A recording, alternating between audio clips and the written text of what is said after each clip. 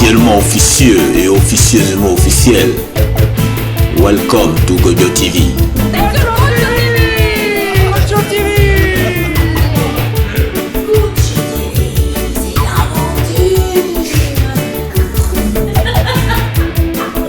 Caractère critique de l'univers. L'univers devenait plat. Un univers qui est plat, c'est un univers euclidien, ça plaît, ça. Moi, ça m'a plu. Quand c'est plat, c'est mieux, parce que c'est la géométrie qu'on connaît. Alors, donc, du coup, ils ont... Alors, je vous explique que moi, je viens de l'holographie. Et que je suis rentré dans la physique théorique en disant à tout le monde, il faut appliquer le principe holographique à la physique. C'est quoi ce concept? C'est chaque vidéo. Alors, l'holographie, je vous explique en 2 mots. L'holographie, c'est la maîtrise totale de l'information. Alors, ayant fait des études de laser, après, je suis arrivé en holographie, parce que c'est l'application. L'application de la cohérence, c'est l'holographie. Alors, bon, avec les étudiants, je vous donnerai les détails si vous voulez. On a fait un hologramme assez géant, 20 mètres carrés, avec un petit faisceau à balayage. Et on l'a fait en plus avec les fausses couleurs. 10 puissance 15 bits d'information, c'est l'équivalent de la bibliothèque du Congrès qu'on a fait en 20 minutes d'exposition. Donc j'ai dit à mes étudiants, c'est quand même trop fort. Donc j'ai dit, il faut l'utiliser en physique théorique, parce qu'ils étaient bloqués. Alors on le sait depuis longtemps, c'est un autre volet. Il n'y a pas que la cosmologie qui a mal tourné. La physique aussi a mal tourné, ils ont été bloqués. Ils sont bloqués depuis longtemps aussi. Donc, je me suis dit, si ça trouve, c'est le principe manquant. Et c'est ça que j'ai amené, moi, ça m'a ma modeste contribution, c'est d'amener le principe holographique en supplément du modèle permanent qui avait été introduit, comme Eva l'a dit, par Hermann Bondi et Thomas Gold. Et Fred Hoyle, ils étaient 3. Fred Hoyle. Ils avaient introduit une cosmologie permanente, c'est celle-là que j'ai repris. Donc, j'ai rien inventé, attention. Moi, simplement, j'ai rajouté un petit grain de sel qui éclaire. Pourquoi? Parce que la relation critique qui relie le rayon et la masse, ça s'applique aussi dans un trou noir. Un trou noir, c'est un objet plus simple qu'autre chose. Un trou noir, c'est ce qu'on appelle le théorème sans chevelure. Sans lien interne, ils appellent ça Noël en anglais. C'est-à-dire que le trou noir est parfaitement défini par son rayon et sa masse. Et les deux sont liés. Et le rapport, c'est R sur 2, la demi-équation sur L égale G sur C. C'est la relation critique. Et elle s'applique aussi à l'univers. C'est ça que justement qu'ils ont supposé, mais ça s'est confirmé après. Donc l'univers, bon, alors voilà, l'univers, bon, elle va être contente, c'est un trou noir géant, donc c'est une simplicité monstrueuse. Vous êtes dans un trou noir. Toi aussi. Mais moi, je dis, parce que vous savez, si vous regardez, si vous avez le malheur, regardez ce que c'est qu'un trou noir dans le Wikipédia, ils vont vous dire, c'est un corps avec une très forte densité. Ben non. Ben non. Quand le trou noir est très grand, la densité diminue. Et la densité, alors tout ce que je dis peut être vérifié. Vous pouvez calculer la densité de l'univers et vous allez trouver quoi? 5,6 neutrons par mètre cube. Qu'est-ce que ça veut dire? Vous n'êtes pas impressionné? Ça veut dire que pour un neutron, il faut 0,18 mètres cubes. C'est quoi ça? Donc c'est le neutron. Bon, ça c'est un détail qu'on va bien voir. C'est des neutrons. Non, le neutron est dégenstotique. Le neutron c'est l'intègre. Ressemble par là. Le volume de l'humain? Voilà, oui, voilà. Il y en a une qui suit en tout. 0,18 mètres cubes, c'est le volume d'un couple d'humains adultes. Voilà, on va pas grossir ces mais non, mais ça remonte pas. Non. Vous me regardez comme si vous m'avez déjà dit. Vous pouvez le vérifier. Ça se trouve où ça? Ça sort de la formule 3 minutes. Le 0,18? Ouais. Ça veut dire que ça fait 180 kg à 2 euros. Voilà, c'est ça. Exactement. Je rentre dans le détail. Donc je vous explique. J'ai présenté à Anatole l'autre jour j'ai présenté une formule qui donnait, ah oui, j'ai enlevé la vitesse C. Et parce qu'il y a en physique, il y a deux piliers. Vous êtes au courant des deux piliers. Il y a la relativité générale, là, il n'y a pas de H bar, et là, il y a la mécanique quantique, il n'y a pas de G. Qu'est-ce que j'ai fait? Pas con. J'ai pris le troisième pilier sans le C. Et j'ai calculé une distance. Pourquoi j'ai calculé une distance? Parce que, en cosmologie, la récession galactique, les galaxies qui fuient le décalage Doppler, on regarde, on examine le spectre, on voit un décalage Doppler. Le décalage Doppler, c'est un nombre sans dimension, par exemple c'est 10%, 100%, 20%, 100%. Quand on arrive à 100%, ça définit donc une distance. J'ai dit donc, ce qu'on mesure, c'est une distance. Ils se sont trompés pendant un siècle, ils ont cru qu'ils mesuraient un temps. Hein. Ils ont toujours parlé de milliards d'années. Non, non, c'est des milliards d'années-lumière. Attention, non, mais là, c'est un peu grave quand même ce que je dis. La vie n'a peut-être personne, mais là, franchement, ils n'ont même pas su définir ce qu'ils mesuraient pendant un siècle. Mais non, mais le principe de base, parce que moi j'ai été professeur avec une école d'optique, une école juridique, mais définissez ce que vous mesurez. Ils n'ont pas fait pendant un siècle. Et à qu'au tournant du millénaire, vers 2002, ils auraient introduit le rayon de Hubble. On a un Hubble, le rayon de Hubble, parce qu'ils disaient toujours constant de Hubble, et la constante de Hubble, elle définissent comme la vitesse par rapport à la distance en mégaparsec. Ils ont mélangé les unités. Hein. Donc il y a eu un gros problème, comme ça j'en parlais. Ça c'est une des causes de la catastrophe. Mais est-ce que la définition en elle-même constitue un obstacle particulier à ces débats, à la recherche? La question c'est après. Moi, quand après. Je suis arrivé dans mon tas, quand tu parles tout à l'heure. Parce que j'ai. Excuse-moi, Christian. Non, laissons-le parler. Je vous explique. J'étais à l'université d'Orsay, la plus grosse d'Europe. Je leur ai dit en physique théorique, arrêtez tout, parce qu'il y a le principe holographique, j'avais vu, il y avait des relations. Ils se sont foutus de moi. Ils m'ont même envoyé un document où il y avait un gars qui mélangeait tous les noms. Bon, il y en a plein comme ça. Et alors donc, je leur ai dit, vous êtes foutus, j'ai compris. 17 minutes. Alors, bon, 15 minutes. 17 minutes. Voilà. Bon, alors donc, pourquoi ils disaient ça, en fait, on était où, là? Hein? Mais alors, oui, bon, j'arrive en bon but. Alors, non, Orsay, ils m'ont dit, bon, prenez une année sabbatique, et vous faites 2 rapports.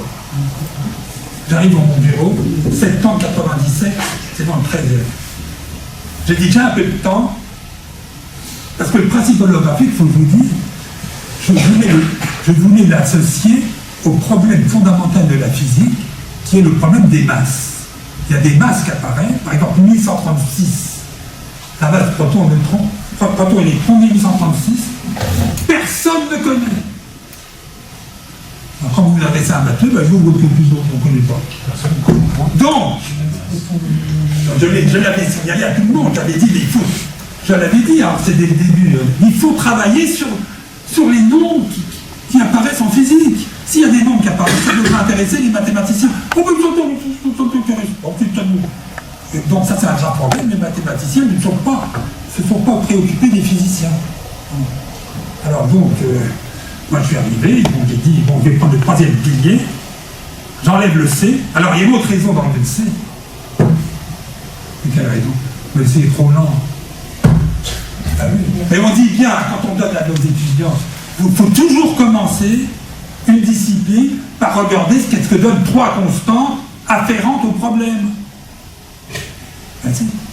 J'ai pris le H bar, le G, le bouton, et j'ai pas pris le C. Même sans compter les piliers, je ne peux même pas porter les 3 piliers. Hein. J'ai enlevé le C, trop lent. Qu'est-ce que j'ai pris? Ben, j'ai pris seulement les masses des particules principales, puisque c'est l'un des gros problèmes en physique. Donc, j'ai pris le produit des masses, protons, électrons et neutrons. N'oubliez pas le neutron. Hein. C'est le neutron très important. Bon, bref, alors, fais le calcul, 3 minutes. Pas début parce qu'il y a 3 équations linéaires à 3 inconnus, 1 minute par équation. Dans le cas de la formule, H bar carré sur G M au cube. Ah, j'ai dit, tiens, c'est marrant, M au cube. H bar carré sur G M cube. J'ai signalé l'autre fois, mais il dormait. Et ça, c'est quoi? Ben, c'est quoi? Mais justement, c'est 6,9 milliards d'années-lumière. Demi-rayon de l'univers. C'est le grand G, hein, c'est pas le petit G. C'est 6. Non, attends, pas doucement. C'est 19 minutes là. Non, c'est fini, j'ai fini là. L'eau, elle arrive, elle est finie. Ah ben, la Marouani. Bon alors. Ah, ça y est. Regardez tout le monde, ouais. Alors, toujours après là, je t'arrive après la bataille. Vous ne viens pas au même endroit que moi, justement. On est plusieurs points.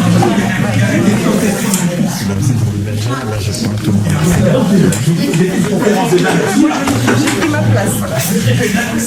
Non, mais c'est grave. Tu filmes tout parce qu'ils sont graves. Bah, t'es témoin historique. Tu vois le niveau. Franchement. Alors, elle dit, comment il s'appelait, lui? Oui, c'est beau, c'est l'autre malin.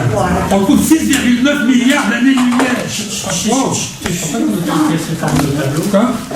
Tu crois pas qu'il serait nécessaire d'écrire ce tableau? Monsieur va écrire H/2 sur GL cube. Parce que moi, j'en ai marre toujours d'écrire la même chose, les gens ne m'écoutent pas. Hein. Écris là en gros. Hein.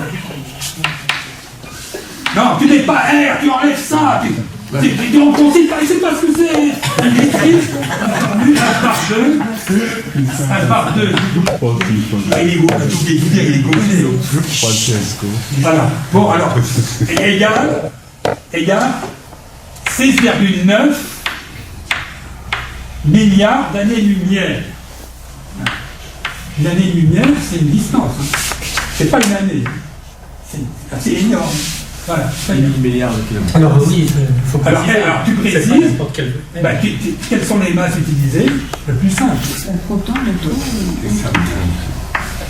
Proton, électron et neutron. Faut pas oublier le neutron. On ne connaît pas ton neutron. Dites-moi, qu'est-ce que mesure cette valeur? Justement, moi je suis pas idiot. J'ai dit, mais c'est astro. Non, quand j'ai vu ça, j'ai dit, vous savez ce que j'ai dit? J'ai dit, ça y est, ils m'ont fait la bourde. C'est la bourde. Alors ça, c'est la bourde du siècle. Ils n'ont pas fait le calcul obligatoire élémentaire. Ils n'ont pas fait. Alors Einstein, il s'est réfugié, soi-disant, pendant sa retraite, il s'est réfugié pour essayer de conjuguer la gravitation, le G, avec le H bar. Et il n'a pas fait son calcul élémentaire de niveau. C'est du niveau bac. D'accord. Où est-ce qu'on est là? Alors, finalement, qu'est-ce que mesure? Alors, ça, c'est quoi, finalement? Alors, finalement, ça, j'ai multiplié par 2 parce que je vous signale que ça, c'est égal à R sur 2. C'est R sur 2 qui est introduit dans la relation critique. C'est écrit égal à R sur 2. Pourquoi je sais déjà? R sur 2. Donc, c'est égal à Gn sur C2. Ça donne la masse. Parce que quand vous avez les rayons, je vous l'ai dit tout à l'heure, quand vous avez les rayons, vous avez la masse. Alors, ça, c'est une mesure. Alors, oui, alors, moi, il a raison de le dire. J'ai bien dit tout à l'heure que la récession galactique, attention, c'est pas l'expansion de l'univers. Là, on vous a encore bourré le mot. Hein. Il n'y a plus d'expansion de l'univers. Quand on vous a dit, ouais, l'univers est en train de se gonfler, ben vous voyez bien que ça ne gonfle pas là-haut. Oui, mais ça nous gonfle quand même. Je croyais que C avait été éliminé du calcul. Mais justement, c'est là. Justement. Non, mais toi. Non, mais quand on dit à la lumière, il faut bien que la lumière intervienne quelque part. Voilà. Il y en a qui suivent pas. C'est ça qui est fort. C'est qu'en réintégrant la vitesse lumière, on l'interprète. D'ailleurs, l'interprétation. Je vous signale que cette formule-là, c'est une formule qu'on obtient dans les classes de seconde quand on écrit que la vitesse de libération d'une planète de masse L de rayon R et de vitesse C. Et vous avez cette formule-là. Je suis désolé, c'est une formule de niveau bac. Même pas. Bon, ça, c'est niveau secondaire. Ça, c'est la formule que vous écrivez 1,5 de NV2 égale Gn sur R, et vous faites V égale C, il y a le facteur 2 qui est là. Ok. Bon, donc, attends. Non, ce qui est grave, c'est rappelle-nous quelle est la mesure officielle du rayon, quelle est la mesure officielle du rayon de Hubble maintenant en 2023 et 2024. Non, tu peux pas la donner en unité, parce qu'il la donne avec leur unité à Oui, il a la constante de Hubble. Ouais, la constante de Hubble. Lui, attention, il est astrophysicien. Non, mais je ne sais pas vraiment ma spécialité. Non, mais lui, disons, il est Amateur. astronome. Je suis cosmologiste. C'est un cosmologiste amateur. Voilà. Alors, quelle est la constante officielle? Vas-y. La valeur. C'est 67,4. C'est ça, c'est 6 sur 67,4. D'habilité. On parle de kilomètres par seconde et par mégaparsec. Alors voilà, les unités foireuses qu'il nous met. Ça, c'est la mission plan qui a été envoyée pendant la deuxième partie vers l'année 2010. Voilà le résultat. Et quel est le résultat mesuré directement en observant les novas? C'est pas plus, c'est environ 70.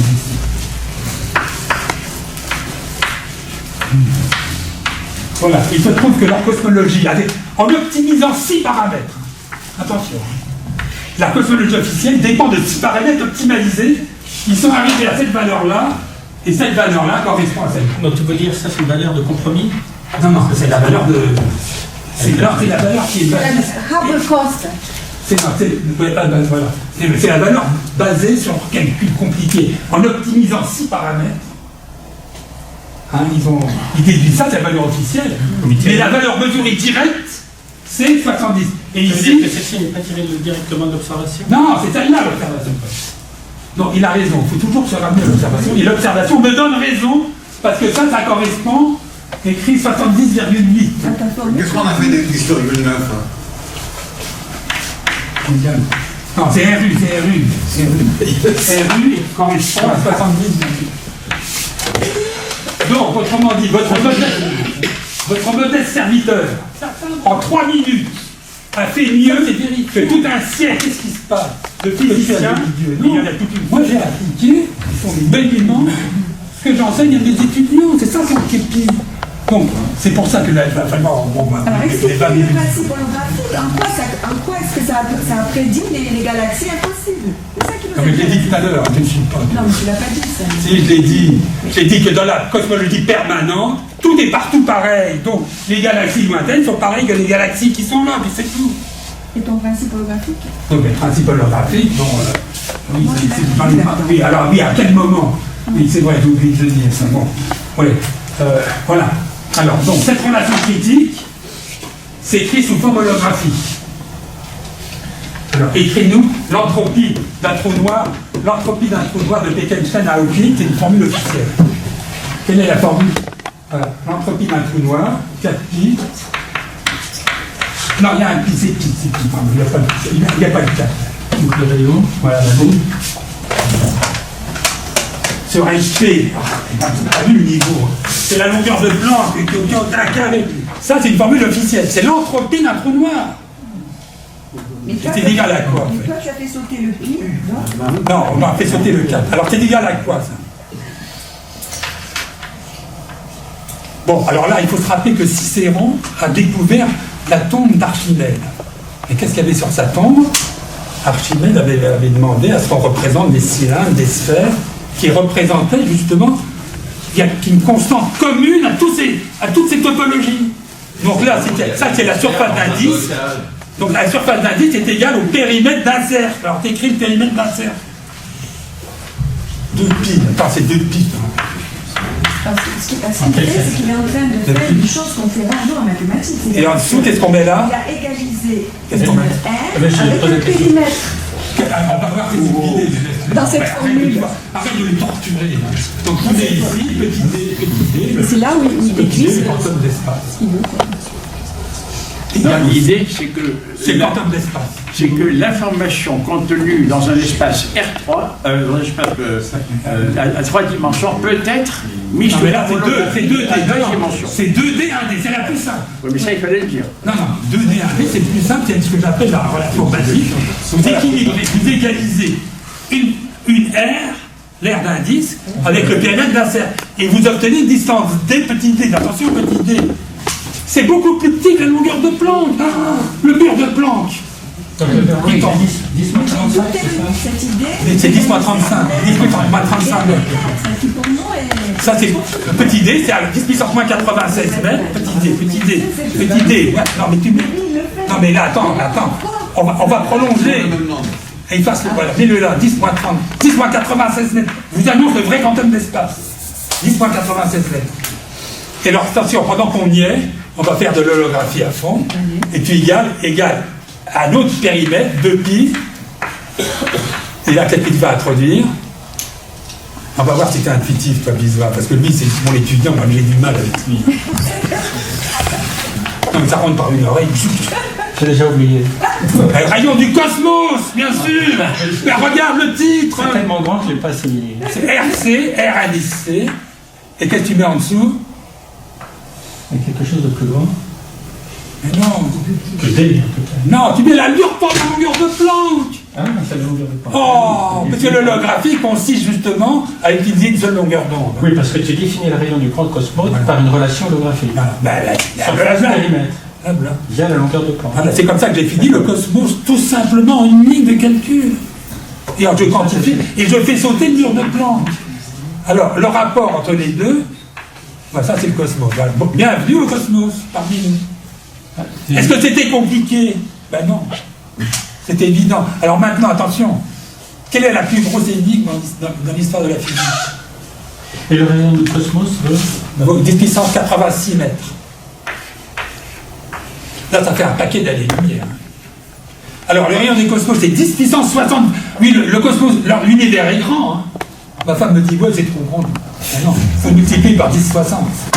Alors oui, il faut préciser que ça, le rayon, c'est 10 puissance, 1,3 10 puissance 26 mètres. Ouais.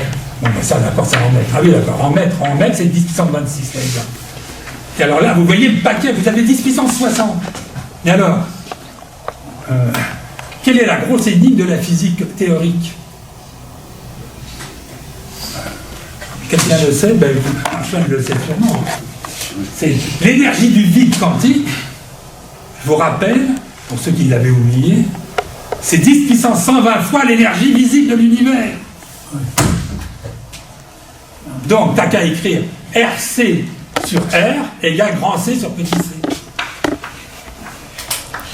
Parce que quand j'ai supprimé la vitesse, grand C sur petit c, quand j'ai supprimé la vitesse petit c, c'est trop lent, ça veut dire qu'il faut inclure une vitesse grand C.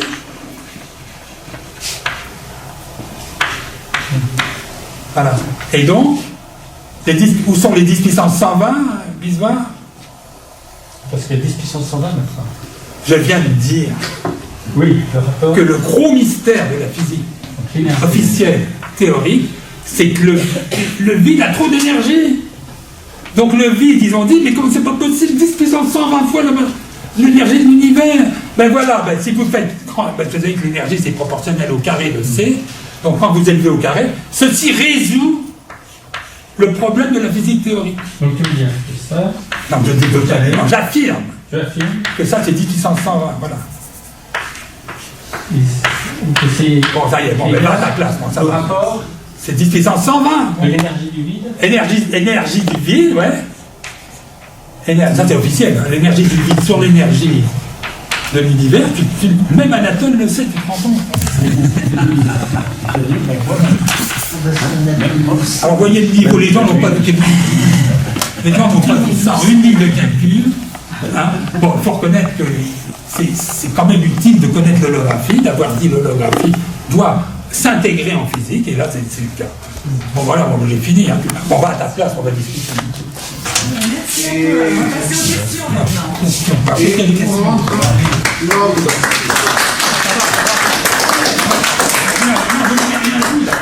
Vous n'avez rien vu parce que j'ai corrigé Newton, Einstein et compagnie. Où rentre l'homme? Ah voilà, très bonne question. Bon, alors déjà, oui. Alors, l'humain revient en force déjà, parce que, comme je vous l'ai dit, le volume, parce que là, quand on a le rayon, la masse, hein, vous ferez le calcul, hein, et vous trouverez sa densité, c'est 5,6 neutrons par mètre cube. Et vous inversez, 1 mètre cube, 0,18. Non, qu'est-ce que je raconte? pour un neutron, ça occupe 0,18 mètres cubes. 0,18 mètres cubes, c'est donc 180 kilos. Moi, je fais 100 kilos toute la vie. Donc, autrement dit, bon, ma femme n'était pas tout à fait un peu légère. Bon, bref, ça correspond à un couple d'humains adultes. Non, ça correspond à un couple d'Américains. Non, En moyenne. oui, mais attendez, c'est pas... Ah non, mais attendez, il n'y a pas que ça. Dans la question, elle est très bonne, parce qu'il y a, figurez-vous, il y a autre chose. Parce que quand vous mélangez les trois constantes, H bar, G et C, vous avez la longueur de Planck, celle qui est là. C'est comme ça. Ils ont cru que c'était une quantum d'espace. Et mais l'homme. Mais justement, c'est ça, écoute.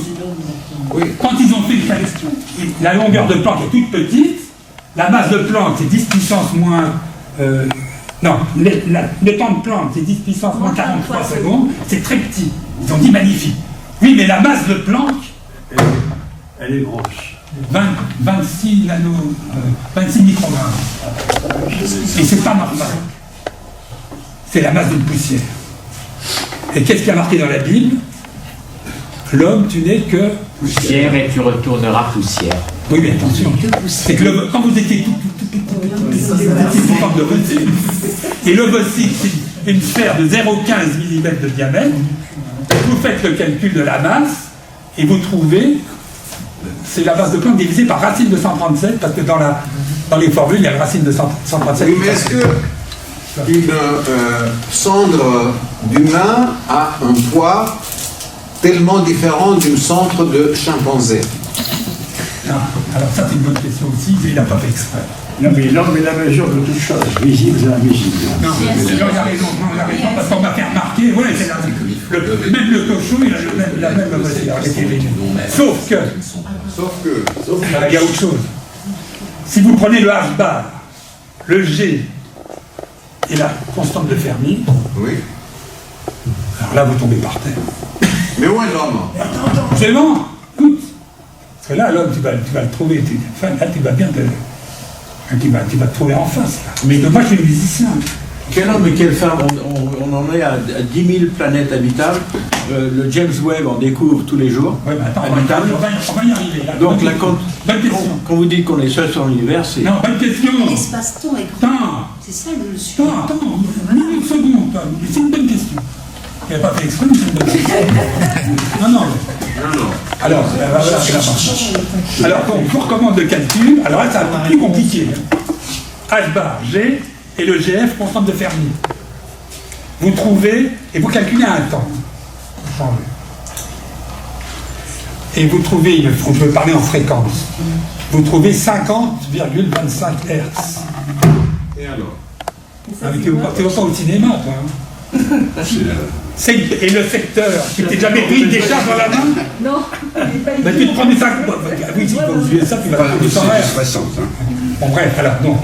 Oui, mais attention, c'est vague, parce que c'est pas loin de 5 ans. Bon, c'est vrai que pour la persistance rétinienne, ils ont choisi. Disons que c'est typique, c'est pour ça que je l'appelais le neuron.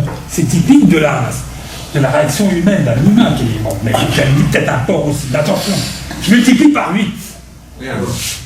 Parce que si j'ai un piano, c'est un A là, ça correspond à peu près à un là qui est un peu bas.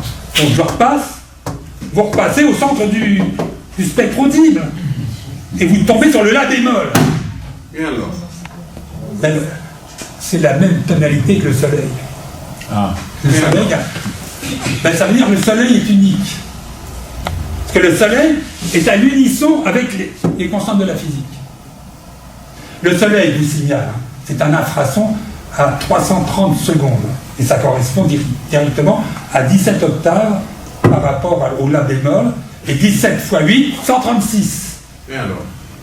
Les constantes biologiques sont en harmonie avec les constantes. Voilà, il y en a un qui suit. Le cycle menstruel de la femme est en harmonie avec le cycle de Tout la est en harmonie. Mais il a du mal, lui.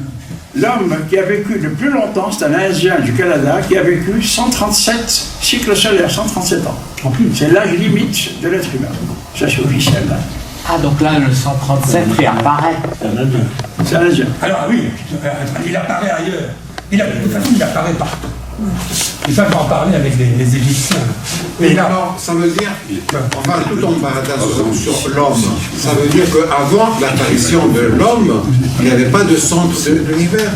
Non, mais attends, là, ta question, si tu supposes que l'homme a toujours existé. Il y a un biais dans cette question. Il y a un biais, il dit l'homme, là, c'est contre la parité. Il faut dire maintenant la femme et l'homme, ou l'inverse. Ah oui, d'accord. Ou l'homme avec un grand H. Celles et ceux, je veux dire ceux. L'homme avec un grand H. Et on peut répondre à la question de notre américain. Qu'est-ce qu'il y a, ça? On te signale qu'il y a un astrophysicien qui s'appelle Jean-Pierre Diering. Il vient de sortir un bouquin Seul dans l'univers. Oui, et justement. Oui, je connais Jean-Pierre. Ouais. Il est sympa, lui. Et il dit quoi? Alors, lui, il dit, d'après les résultats, tous les systèmes solaires qu'ils ont vus extrasolaires ne sont pas du tout comme le nôtre. Parce que les planètes Jupiter et les grosses planètes gazeuses bouffent tous les rochers. Parce que les planètes, elles migrent. Attends. Et donc, ils ont observé dans beaucoup de systèmes, il y avait des Jupiter très, très proches, presque la touche. Oui. Et donc, il fallait expliquer comment ça se fait que notre système solaire est si spécial.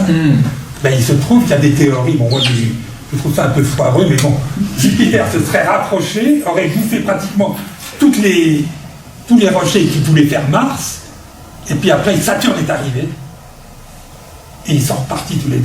Justement, je peux poser une question. Alors, justement, il y avait un autre Jean-Pierre, qui est Jean-Pierre Petit, qui pense qu'effectivement, il est en contact avec l'extraterrestre. Alors, au début, quand on discutait, tu semblais plutôt du point de vue de Jean-Pierre Petit, maintenant que du point de vue de Jean-Pierre Diering, tu expliquais ton changement. Très bonne remarque d'Anatole. Quand on t'était des vues, bon, j'avais introduit tout ça, mais j'avais pas vu l'unité de l'humain, j'avais pas compris. Mais il se trouve que j'ai un ami, c'est mon éditeur, il s'appelle Tasso, il m'a dit, va voir la Bibliothèque nationale, un bouquin sur la Bible et la pyramide. Et le maître, vous savez le fameux maître, qu'est-ce que c'est que cette histoire? J'ai été voir le bouquin, j'arrive, c'est là, pas loin, la bibliothèque, un vieux bouquin, c'était un médecin d'ailleurs, hein. Mais il avait étudié les pyramides, et il a dit, c'était marqué, noir sur blanc, hein. Il avait dit, bon, le maître a été défini par les Égyptiens en considérant qu'un marin situé à 1 mètre de distance de l'eau, son horizon est à 3570 mètres. Bon, ça vous dit rien. Et non, parce que vous n'appliquez pas le principe holographique. Parce que pi fois 3570 au carré, ça fait 40 millions. Ça donne le périmètre. La Terre. Donc, autrement dit, les Égyptiens avaient défini le mètre par holographie 2D, 1D. Ça ne s'invente pas. Vous pouvez le vérifier. Alors, attends, il y a autre chose. Le 3570, on l'avait fait avec mon équipe de matheux. J'avais une équipe de matheux un peu dans les probabilités, tout ça. On avait trouvé que le 3570 était caractéristique de la physique des particules. Pourquoi? En physique des particules, vous avez l'électron, le proton, le neutron, on en a parlé, mais au-dessus, vous avez une deuxième famille. L'électron lourd, le proton lourd, etc. Bon. Et en dessus, vous avez l'électron super lourd. Alors tenez-vous bien, hein, le rapport de masse entre le lourd et l'électron, c'est 210. Tout sort le 210. Et le rapport entre l'électron lourd et le super lourd, c'est 17. 17 fois 210, 3570. Et c'est la 17e puissance, parce que du nombre d'or. C'est parce qu'on utilise le système décimal. Non, si on c'est indépendant. Non, c'est indépendant du système de base 60. Comme non, que l'on a gardé pour les heures, minutes, secondes, quand même. Eh bien, le mètre serait de 70. Christian, tu as raison. Pourquoi le système décimal? Mais pourquoi le système décimal? Parce qu'on a 10 doigts. Voilà, et pourquoi est-ce qu'on a 10 doigts? Parce que. Mais non, parce que il y a, moi je pense. Bon, Francis, il dit ce qu'il veut, mais il y a certainement. Ça n'empêchait pas les Babyloniens d'utiliser le système de base 60. Il n'y a pas de système décimal là-haut. Dans le 15 et le 12, parce que c'est plus négatif. C'est quoi ça? Ça dépend du système décimal, ça? Christian. Non, c'est là que ça se passe, qu'il n'écoute pas. Regarde. Écoute, le 17, c'est un nombre très important. C'est la somme des 4 nombres premiers principaux. Attends, ça ne dépend pas du système. Alors maintenant, si tu fais le produit 2 fois 3 par 5 par 7, ça fait combien ça? 210. Ben non, mais 210 par 17, c'est phi puissance 17 moins 1. Ça ne dépend pas du système décimal. Voilà. Non, mais il n'y a pas de devoir. Non, mais c'est pas. Moi, tu peux le faire. Ah oui. Ah, très bien. Alors là, je vous prie de respecter notre ami. Il va vérifier que la puissance, le nombre de puissance 17, c'est 3571. Tu n'oublieras pas d'enlever une unité. C'est exact, c'est exact. Alors, est-ce que ça dépend du système d'unité? Il y a quand même. C'est pas la peine de faire polytechnique. Ah, mais il a raison. Ah non, mais tu vois le niveau. Non, mais il a raison, il a raison. Mais. Et puis tu sors des conneries comme ça. Mais non, mais. Est-ce que tu te sens bien, là? Non, attends. Bien Francis. Non, mais tu es inquiet. Hein. Je t'ai envoyé mes vœux, t'as pas répondu. Hein. Mais non, mais je me dis, il est malade. Qu'est-ce qui se passe? C'est en donc parodie.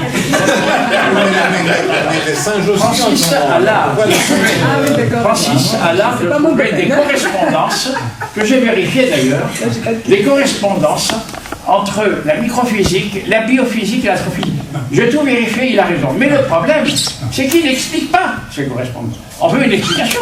C'est vrai qu'il y a des correspondances. C'est mystérieux. Mais alors il faut quoi? Il faut un super cerveau pour comprendre pourquoi ces correspondances. Pourquoi? Il a une pensée synthétique. Pourquoi est-ce que le cycle menstruel de la femme, c'est le même que le cycle de la Lune? Voilà. Attendez, Si. Moi j'ai fait une modeste contribution qui est décisive. Hein? Bah oui. Parce que là. Mais tu n'as pas répondu à ma question en quoi l'homme est central. La femme. L'humain. L'humain veut dire. La femme. Alors attends. La femme. Pourquoi l'humain est central? Alors je te signale que il y a certains violoncellistes. Écoute bien. Il y a des violoncellistes. Ils ont une oreille. Il y a des gens qui ont des oreilles absolues. Hein. Moi j'ai pas du tout. Qui font des remarques dans les pianos. Quand ils font des concerts. Les gens ils arrivent avec leur piano. Il y a le violoncelliste qui dit bah, t'es pas dans le temps. Et il y a des gros problèmes pour accorder les violons de concert, les accordéons, les pianos de concert. Et donc, là, moi, maintenant, comme je joue de l'accordéon, j'ai tout passé en la bémol mineur avec le diapason le diapason cosmique. C'est 443,9. Et alors? Oui, mais toi, bon. Mais le diapason, il n'a pas toujours été à 400. Non, mais attends. Justement, ils ont accordé, il se trouve que les humains ont trouvé, mais surtout les violonistes, ils sont d'accord avec cet accordage et l'accordage du soleil. Mais ça ne nous dit rien. Si, ça veut dire le soleil est unique. Le soleil est unique. Par sa main. Pourquoi? Parce qu'il a le champ il a un champ à 313 secondes. Il vibre à 313. Ah, il n'y a pas que ça. Non, attendez, il n'y a pas que ça. Non, il a raison de poser la question. C'est vrai. Non, mais pourquoi? Parce qu'il y a une série de corrélations. Alors, je donne un autre exemple. Vous savez, ce que je vous ai dit, la répartition homogène, isotrope, elle n'était pas tout à fait isotrope. Il y a une petite symétrie entre les deux lobes du fond, et cette symétrie, c'est le plan du système solaire. Ah zut alors. Alors quand ils ont... oui, mais alors ils ont dit que c'est l'axe du mal. Le axis of evil. Axis of what? Parce que ça veut dire... Evil. Ça veut dire que c'est contradictoire avec le principe de Copernic. Le principe de Copernic, il dit que vous êtes tous des insignifiants. Vous êtes tous des nuls. Vous êtes des insignifiants, vous êtes des larves. Vous habitez une petite planète au bord d'un petit soleil, au bord d'une mauvaise galaxie. Eh bien, c'est ça qu'ils sont. On revient au centre. Alors, vous allez me dire, ouais, mais c'est une probabilité Oui, mais il y a une série comme ça. Et la série est telle, écoute bien, c'est publié, c'est vérifiable. Là, on arrive à 10-30. Donc, comme il peut y avoir, si on prend un nombre maximum de civilisations dans l'univers visible, on peut compter, disons, 10 puissance 13 au carré, 10 puissance 26 possibilités d'habitat. Oui, et là, on est à 10-30 quand on fait le produit de toutes les... Il y a trop de corrélations. Donc, trop de corrélations tue le hasard. Ça veut dire que j'affirme à 10-30 près qu'on est tout seul dans l'univers visible. Et alors, quelle est la base du calcul? Car la tête de... Ne fais pas cette tête-là. J'utilise le calcul de Frank Drake. Qu'est-ce qu'il a fait, Drake? Vous vous rappelez? Il a dit, oh, mais il a voulu faire le malin. Je vais calculer la probabilité pour qu'il y ait des vivants. Alors, la probabilité qu'il y ait un soleil, la probabilité qu'il y ait une planète. Quand les phénomènes sont indépendants, on multiplie les probabilités. Et ça va vite. C'est une formule qu'on apprend au collège, là. Oui, mais t'as vu le niveau? Pas le niveau. Tu sais bien que maintenant, il faut réformer le collège. Oui, alors, il m'a dit, alors, si tu dis 10 fois et alors, ben, tu prends la porte. Non, mais la nouvelle réforme du collège. T'avais raison, méfie-toi, ils vont t'embêter. Et tout le monde a le baccalauréat, puisqu'il n'existe plus le baccalauréat. Donc tout le monde l'a. Non, mais attends, c'est angoissant si on est seul. Imagine qu'il y a une guerre atomique, là, parce que avec tout ce qui se passe, on risque d'avoir une guerre nucléaire, ça va anéantir l'humanité, la vie. Ça veut dire qu'il n'y aura plus de vie dans l'univers. C'est angoissant, ça. Ça, c'est la position finitiste. Il faudra faire attention à ne pas anéantir la vie, là. Mais l'humanité a disparu 6 fois. Non, mais pas l'humanité, non. Ça, c'est la faune et la flore. 6 fois disparu. La dernière, il y a 65 millions d'années. C'est pas l'humanité, c'est les dinosaures. Non, j'ai pas tout dit. J'ai pas tout dit. Figurez-vous, il y a autre chose. Je vous ai dit, dans la cosmologie, il y a 2 piliers principaux, c'est la fameuse récession galactique, et il y a aussi le fond uniforme, mais il y a un 3e pilier que tout le monde a raté. Et tu l'as pas dit? Ah non, je l'ai pas dit. Je l'ai pas dit parce que j'ai réservé pour la fin. C'est que les fameux tachyons, alors vous vous rappelez qu'Einstein avait dit qu'il y a une vitesse limite. Ben non. La vitesse C, c'est pas une limite, c'est une frontière. Ça, j'aime bien. Et c'est connu, ça, on le sait. Je sais pas ce qu'il a fait. Alors, donc, il y a des objets qui vont moins vite que la lumière, mais des objets qui vont plus vite. Et il se trouve qu'il y a un astrophysicien, il est en Crimée, et les Russes, comme Natalia est par là, on peut le dire. Parce que je ne voulais pas en parler devant Natalia. Et comment il s'appelle? Il s'appelle Kotov, Valéry Kotov. C'est un criméen, alors. Oui, criméen, mais quand il est arrivé, il a dit on est chez nous. C'est considéré comme russe. C'est un Ukrainien russe ou Ukrainien. Non, mais il a dit on est chez nous, donc il ne faut pas arrêter de... C'est un russe d'Ukraine. Ah, c'est un russe d'Ukraine, c'est ça. Donc les listes revendiquent Kotov, c'est ça. Francis. Écoutez, ça marche pas. Et c'est vérifiable. Notre ami Guizoin a vérifié. Francis, j'ai une question. Alors il a dit quoi? Écoute ça, il y a une tes grandes oreilles. Bon. Il a observé que le Soleil avait aussi une pulsation à 9600,6 secondes. Et alors? Non, mais il avait vu un peu trop de vodka. Non. C'est pas non, mais il a été à la cantine, et à côté, il y avait l'autre, il y avait Victor Liutin qui était de Moscou. Il y avait l'observatoire de Moscou en Crimée déjà. Il a dit, on ne prêt pas à regarder parce que je ne comprends pas comment ça se fait que le Soleil, ça ne correspond pas à ce qu'il savait dans le Soleil, il ne comprenait pas. Est-ce que tu peux regarder? Parce que l'autre, il avait un instrument pour étudier les quasars. Alors regarde voir les quasars, si jamais tu trouves, en tenant compte des décalages Doppler. Il l'a trouvé dans trentaine de quasars, sans effet Doppler. Non, mais pourquoi personne n'en parle? Parce que moi, j'ai jamais vu ça dans Sciences et Avenir ou dans la... Parce que ça viole toutes les lois de la physique. Oui, pourquoi on n'en parle pas? Parce qu'il faut y introduire des tachyons. Comment? Des tachyons. Sans les tachyons. Non, mais si c'est vrai... Parce qu'ils n'aiment pas les tachyons, les gens. Non, mais attends, ils ont écouté Einstein, l'autre en double. Einstein, il était très bien. Il ne faut pas critiquer Einstein. Premièrement, je suis d'accord avec toi. La force de gravitation, ça, moi-même, la vitesse de transmission de la gravitation est très supérieure à celle de la lumière. Il ne faut pas oublier que l'histoire, la lumière qui est une vitesse limite, ça a été vérifié pour la lumière, pas pour la gravitation. Pas pour les forces nucléaires faibles, fortes. Ça a été... Alors on a pris ça comme principe. Et ça marche très bien parce que nous vivons dans un monde de faible énergie où la lumière joue un rôle important. Mais la gravitation, si elle se transmettait à la vitesse de la lumière, le système solaire serait instable. Même Laplace y a pensé. Hein? Alors on peut recalculer la vitesse de la transmission. Moi j'ai recalculé, elle est 10 puissance, je ne sais plus combien, 20 ou 30 fois la vitesse de la lumière. Mais on ne peut pas la dire. Ah oui, sauf que quand on parle de gravitation, on n'est plus en relativité restreinte, on est en relativité générale. Non, je ne parle pas de la vitesse des ondes gravitationnelles. Ça, c'est la vitesse de la lumière. Je dis, la vitesse des gravitants. Non, je dis, lorsque le Soleil se déplace, si la force qu'il exerce sur la Terre ne se transmet pas instantanément, au bout d'un certain temps, il n'y a plus de système solaire. Les planètes sont déstabilisées. Ah, bien sûr, oui. Voilà. Donc, il faut bien que la force de gravitation se transmette très vite. Oui, ok. Attends, j'en reviens maintenant. L'interaction gravitationnelle.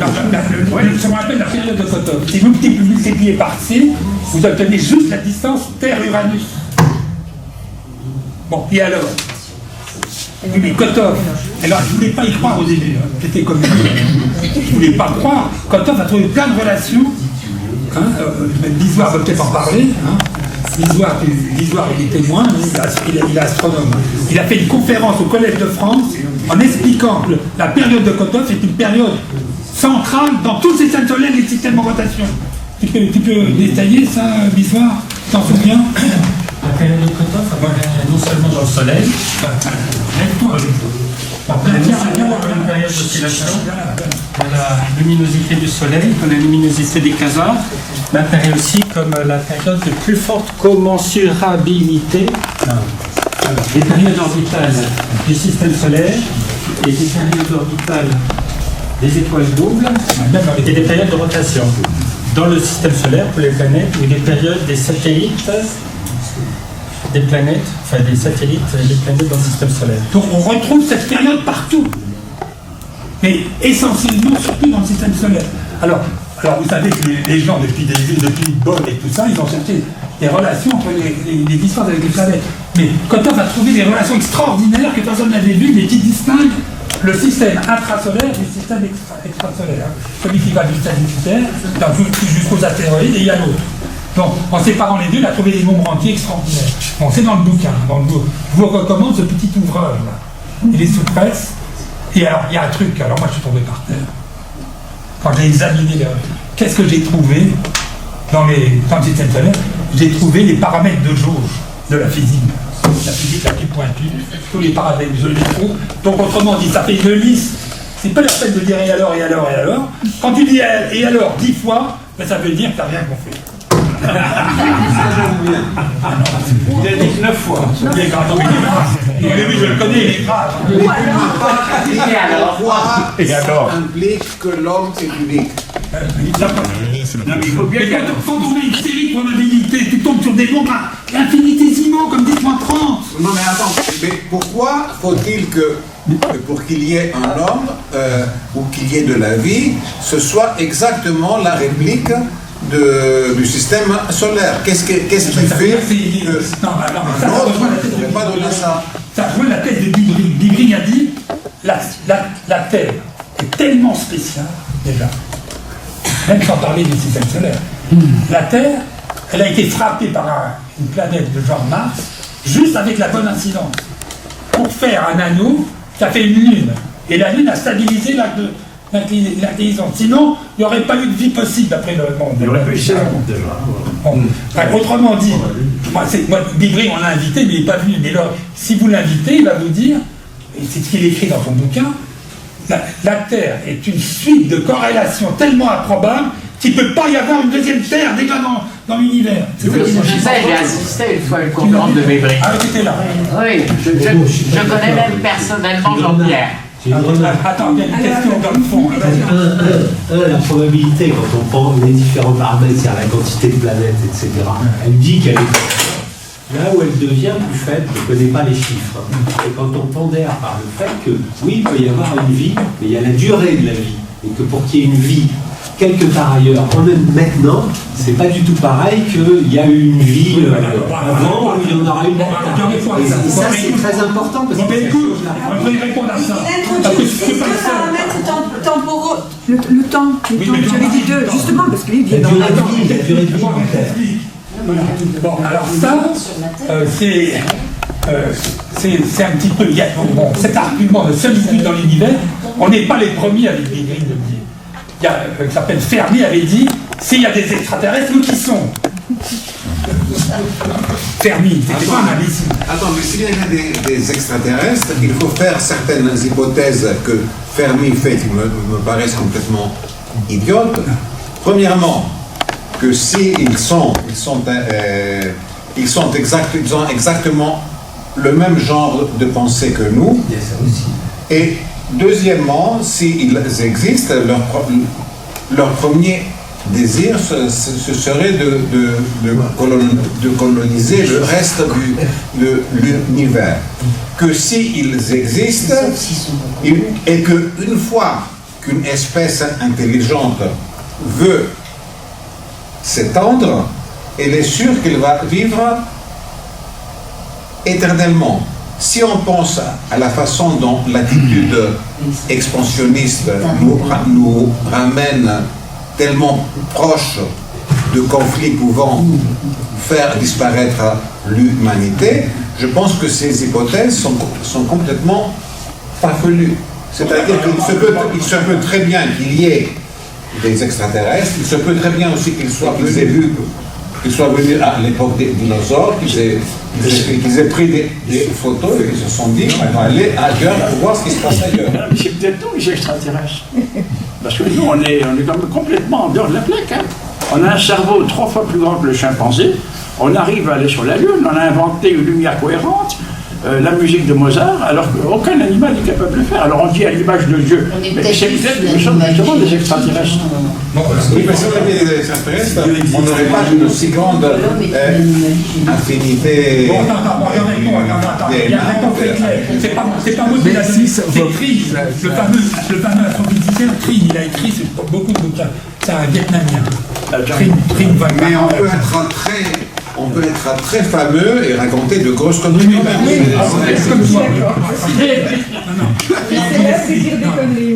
Qu'est-ce qu'il a dit? Non, mais qu'est-ce qu'il a écrit? Il a écrit, quand une civilisation évolue, elle va pas vite, elle envoie des robots. Elle envoie des robots. On va pas aller sur même Proxima, il a si elle avait envoyé des robots qui ont visité la Terre il y a 5 siècles, on ne le saura pas. Non, mais si, parce que justement, les robots, il ne faut pas être bête. Les robots, quand ils arrivent quelque part, ils font une autre civilisation de robots pour 5000 ans. Parce que c'est la fonction exponentielle. S'il y a un robot qui faut former une civilisation, et après ça s'échelle, au bout de 100 millions d'années, toute la galaxie est remplie. C'est ça que tu n'as pas compris. Il faut programmer pour ça. Donc le temps c'est 100 millions d'années. 100 millions d'années, c'est rien du tout. Je pense qu'une espèce intelligente peut vivre à 100 millions d'années sans se foutre de la gueule, avoir une robots sont indestructibles, ils comprennent. Moi, il y a quelque chose qui m'inquiète là. Vous êtes en train d'associer expansion, intelligence au même moment. Et votre remarque actuelle que vous venez de faire sur l'existence des extraterrestres qui seraient nous, j'y adhère parce que auquel cas, on ne s'expand pas nous-mêmes. Il a fait une objection qui est valable. On a trop d'ADN en commun avec les chimpanzés, même avec les girafes. Avec les tomates aussi. Exactement. Bon, moi, j'aimerais conclure sur les extraterrestres quand même. Bon, très honnêtement, quand on observe l'être humain, vu ce qu'il fait quand il va dans une terre et que cette terre est bonne et qu'il y a déjà des Indiens, ils cassent tout, ils tuent tout. Si j'étais une extraterrestre, j'aimerais pas venir me frotter avec les humains. Moi non plus. Parce que je pense que les humains, mais oui, parce que les humains sont encore dans des non, mais les humains sont pas évolués parce qu'ils ne savent que tuer, que dominer. Un être évoluer, ça n'a aucun sens pour un être évolué de dominer quelqu'un. Ça n'a aucun sens. Non, on est tous des gens pas évolués. Les animaux sont incapables de commettre les cruautés que peuvent commettre les êtres humains. C'est ça, il y a quelque chose qui ne va pas dans l'homme. À nous de le chercher, à nous de nous améliorer. Alors, l'explication biblique, c'est que l'homme est déchu. Voilà. Ah non, mais la Bible, écoutez, la Bible. Il y a une autre question. Lorsque l'homme sera régénéré, le lion couchera avec l'agneau. Voilà. Ah, oui, voilà, mais c'est ça. Bon, parce que c'est nous qui créons la zizanie, même entre les animaux. Oui. Le lion posera toujours. Sinon, il y aura trop d'agneaux. Je crois que notre ami réclame une pause. Parce que là, on s'écarte un peu du sujet, parce que moi, je voulais ramener le débat sur la situation actuelle de la recherche et de l'enseignement. Il y a des problèmes, il y a des discussions à faire, donc vous proposons on fait une petite pause, un débat de 10 minutes, et puis donc on se retrouve dans 10 minutes, si vous voulez qu'on discute maintenant des suites à donner à cette affaire-là. Si je peux me permettre, il y a une chose que Francis a oublié de dire, parce que ça rendrait beaucoup plus clair sur l'idée que nous sommes seuls, c'est que les constantes universelles sont dans un domaine de probabilité tellement étroit qu'on a inventé pour pouvoir expliquer la vie, le principe anthropique, qui est que toutes les univers sont possibles, mais nous sommes dans le seul univers qui pouvait nous donner naissance. Parce que la constante de gravitation, la constante nucléaire forte, la constante nucléaire faible, toutes les constantes universelles sont telles, le 1 sur 137. Si on était dans le domaine par exemple, des interactions fortes, ça ne serait pas 137, ce serait 120 ou 80. Et alors, la vie serait impossible. Donc, c'est un miracle que la vie soit possible. Oui, et c'est pour ça qu'on a créé le principe anthropique.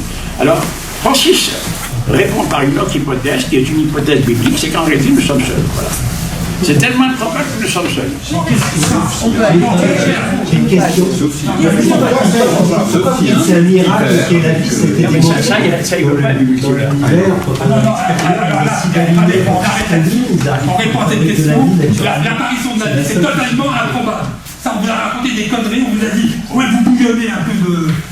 Ça marche pas. La vie est trop complexe. C'est un domaine de complexité énorme. Non, là, je fais affirmatif, et je ne suis pas le seul à le dire. Tous ceux qui se sont penchés sérieusement sur cette question, l'apparition de la vie, totalement improbable. Désolé. Alors, on vous a dit, la vie apparaît partout. 3 milliards de fois, c'est pas pareil. Non, d'ailleurs, la preuve qu'elle apparaît une seule fois, c'est qu'elle a toujours le même côté d'évoluer. Si c'était apparu par hasard, il y aurait les deux côtés symétriques. Voilà, ça répond à la question. Bon, allez, on fait la pause. T'arrives avec ton film. Tu vas réussir.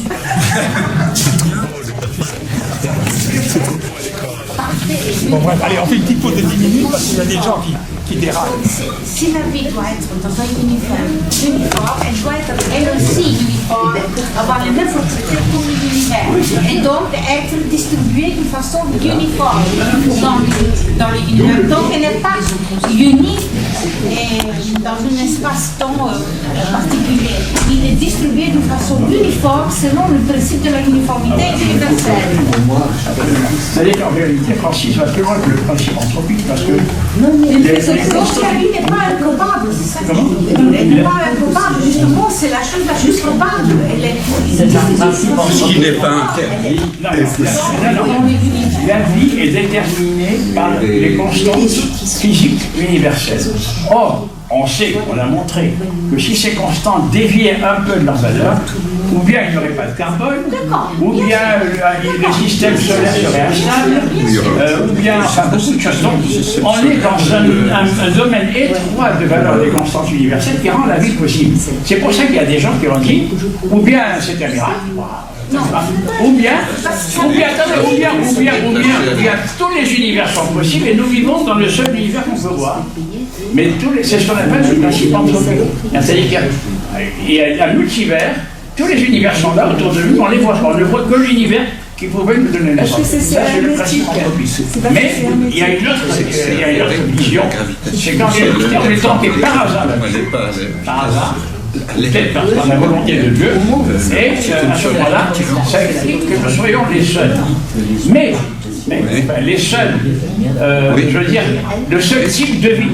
Mais maintenant, rien n'exclut que dans les milliards de galaxies et d'étoiles, il n'y ait pas. Et aussi, oui, mais donc, on n'a pas la preuve que c'est impossible. C'est comme gagner au loto. C'est très peu probable. Ce que j'ai compris, c'est que si la gravitation, les gravitons allaient à la vitesse de la lumière, le système solaire éclaterait. Et que si nous ne Se voyons pas, défrait. J'ai mal compris. Moi, j'ai du mal compris. C'est le principe anthropique. C'est un livre qui m'a énormément impressionné. Rare Earth, un jeu de mots, hein, terre rare, et que la Terre est rare. Deux astrobiologistes de l'Université de Washington qui disent que les bactéries, les virus, il y en a partout dans l'univers. bien sûr. Partout. Voilà. Vous prenez un peu de soleil, un peu d'ammoniac, un champ électrique et vous créez quelque chose. Et alors, il explique pourquoi la vie sur Terre. Et il a fallu des milliards d'années pour que le soleil soit là où il est, qu'il n'y ait pas trop que la température soit toujours dans certaines fenêtres. Et c'est pour ça que la Terre, c'est rare, l'humain est rare, parce qu'il a fallu très très longtemps pour que ces bactéries, ces cellules, ces unicellulaires deviennent des ADN de milliards de cellules. Il a fallu beaucoup de millions d'années. Le problème, c'est que s'il n'y a pas de carbone, si je vais attendre des milliers de milliards d'années, il n'y aura pas de vie.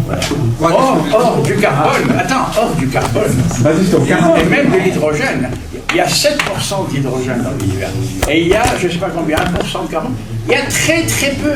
Nous sommes l'écume des choses. Mais premièrement, la matière visible, la matière visible, c'est 4% de la matière sombre, l'énergie, ça premièrement. Et deuxièmement, dans la matière visible qui est 4%, il n'y a que à peine 1% d'éléments constitutifs de la vie. Donc on est vraiment un miracle au sein de la longue. Mais 1% c'est beaucoup. Bah oui, mais c'est pas peu. Mais il n'y a pas, oui, bien sûr, enfin, il n'y a pas de carbone partout. Pourquoi est-ce qu'il y a du carbone chez nous?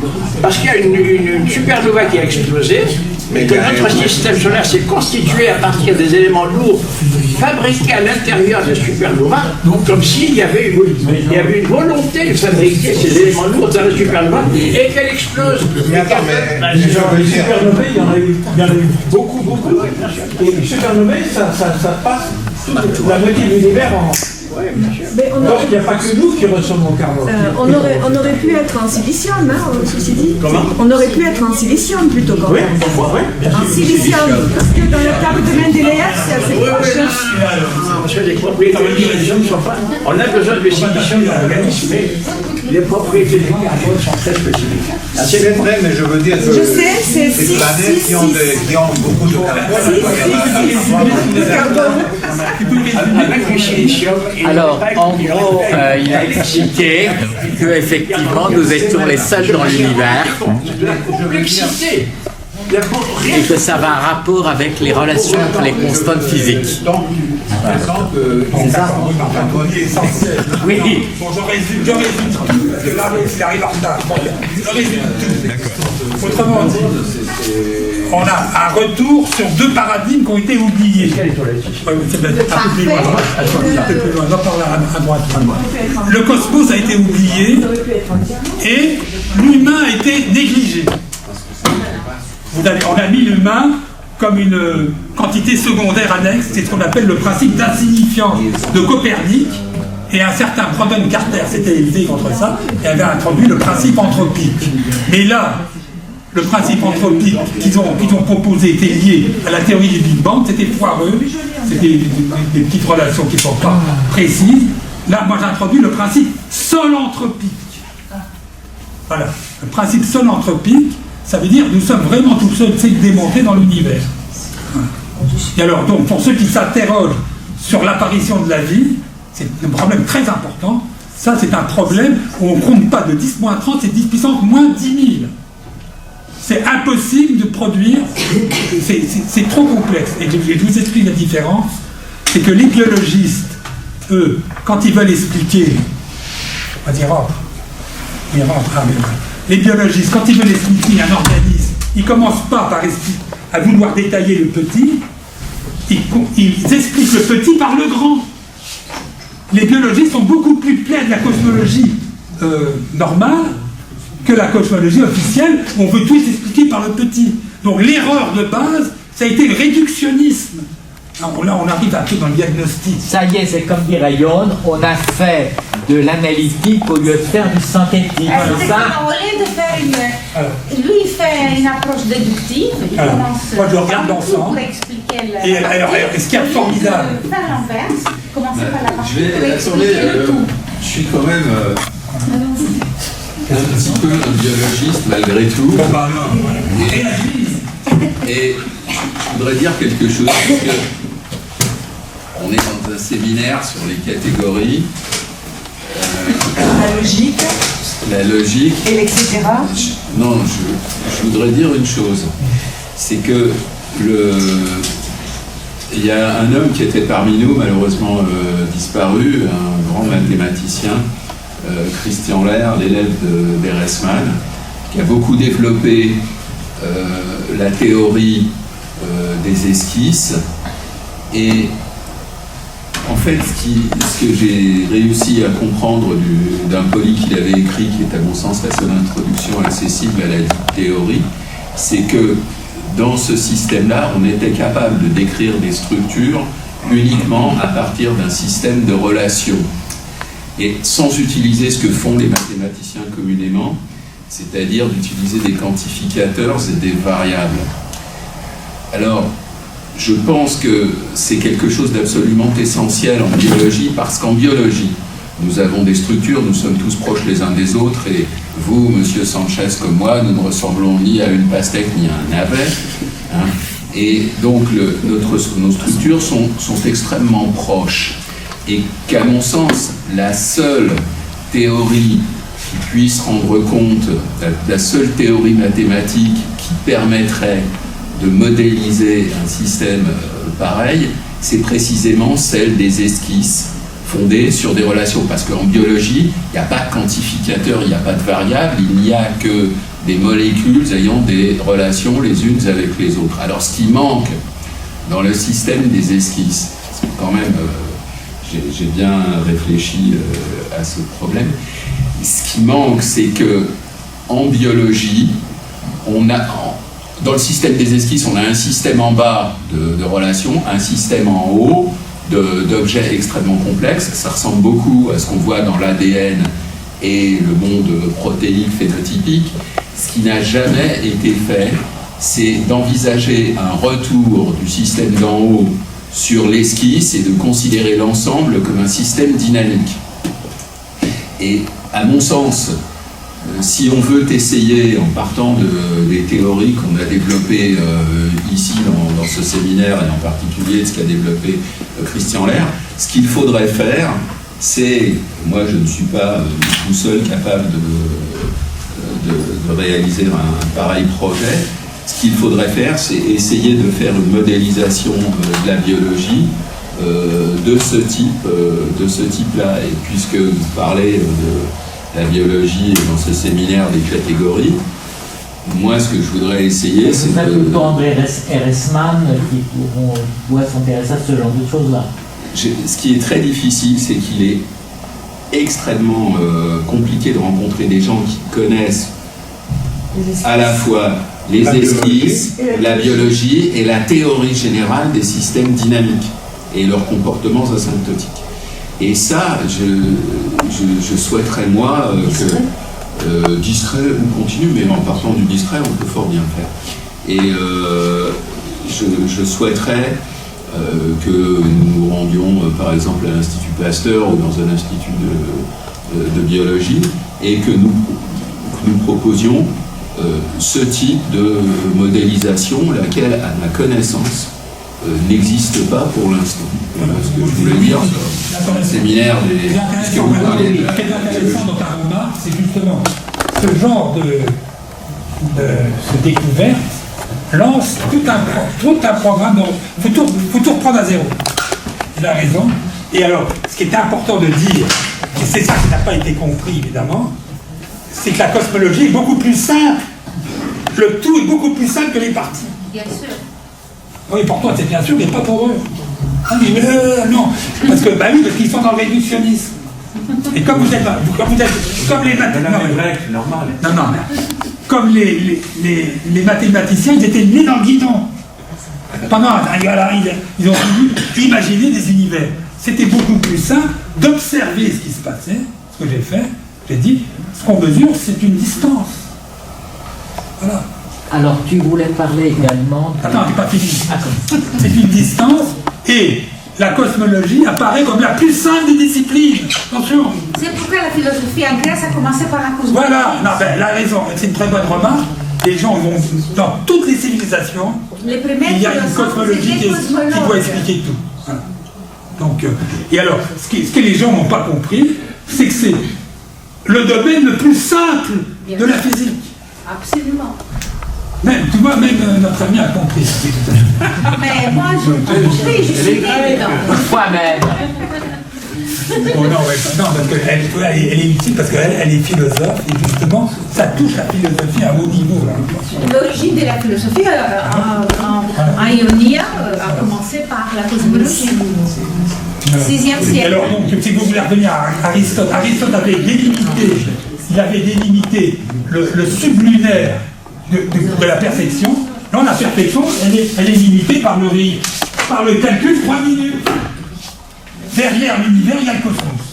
Et le cosmos, j'excuse de dire, c'est la poubelle de l'univers. Parce que ça explique pourquoi les galaxies s'éloignent. C'est parce que vous videz tous vos poubelles, j'espère. Si vous laissez s'accumuler les déchets, après vous vivez dans une écurie gaugienne. Donc, ça explique pourquoi les galaxies s'en vont. Ça donc donne... C'est lié au second principe de la thermodynamique. Mais alors, par contre, le premier principe, il saute. C'est la conservation. Non, le premier principe, c'est la conservation. La Boissier avait dit, rien ne se perd, rien ne se crée, tout se conserve. Elle avait tort. Tout se transforme. Tout se transforme. Et il avait tort, je suis désolé de dire, c'est qu'il y a une création permanente qui apparaît tous les 13,8 milliards d'années-lumière, dans un volume de 0,18 mètres cubes, et ça, on sort du domaine de la physique. Donc cette approche-là donne une limite à la physique, il y a une création permanente. Dans tout ça, où on en est avec le Big Bang? Ben, exit, ça c'est sorti. Il est éliminé depuis longtemps. Il est éliminé depuis longtemps. Non, pire que ça, il n'y a pas d'expansion. L'expansion de l'univers, vous avez tous godé ça. Est-ce que on vous a dit, ah oui, l'univers, est-ce que vous vous transformez en petit gandome? Non. Donc l'espace. D'ailleurs, je vous signale que à l'intérieur d'un amas de galaxies, il n'y a pas de récession galactique. Les galaxies, elles restent. Donc autrement dit, il n'y a pas d'expansion de l'espace, c'est idiot. Bon. Et alors, ce qui s'est passé, c'est qu'au début de la cosmologie, il y a Hubble, là, voulu faire le malin. Il a voulu tracer la vitesse radiale des molécules, des galaxies, en fonction de la distance. Il a considéré des galaxies des groupes locales. La mesure était complètement fausse, d'un facteur 10. Et c'est pour ça que la cosmologie s'est enfermée dans le... Parce que Eddington, ah oui, je n'ai pas parlé d'Eddington. Eddington avait prévu le nombre d'atomes dans l'univers. Et ce nombre colle au millième près avec ça. Avec cette masse-là. Il y a simplement un facteur 3 dixièmes. Vous injectez le facteur 3 dixièmes qui apparaît. Vous verrez dans les calculs. 3 dixièmes, ça se démonte en une ligne.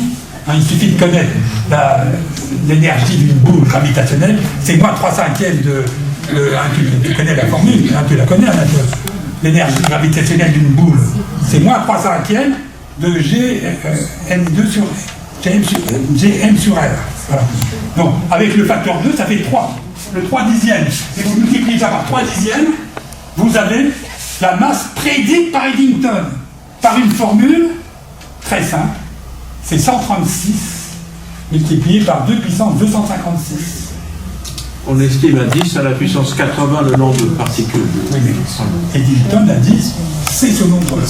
Et c'est ça qui sort. Mais on estime comment? Observation. C'est le 1880 est connu, il a raison, c'est l'ordre. On observe. Non, mais il s'agit que de la. Il y a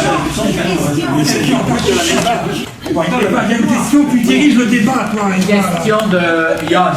Attends, d'abord, notre ami, là, qu'est-ce que tu voulais dire?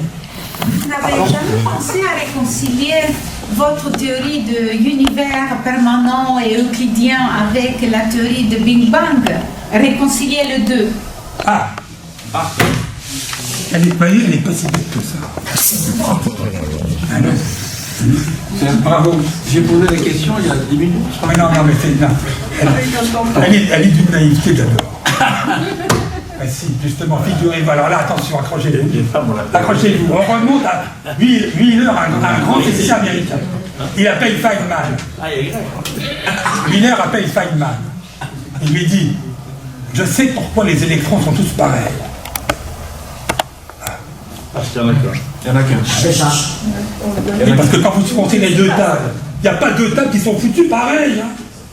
Donc, dans les particules, la donnée le truc le plus important, c'est que deux particules sont identiques. Deux particules de la même race. Donc deux électrons sont pareils. Donc il dit, si ça trouve, il n'y en a qu'un qui balaye tout, comme l'image, vous savez, les oscilloscopes, les anciens oscilloscopes, il y avait un point qui balayait tout. Et alors il rajoute, et des fois il est obligé de remonter un petit peu le temps pour se rattraper, et donc il se transforme en électron positif, le positron. Alors du coup, Feynman il dit, mais si c'était vrai, il devrait y avoir autant d'antimatière que de matière.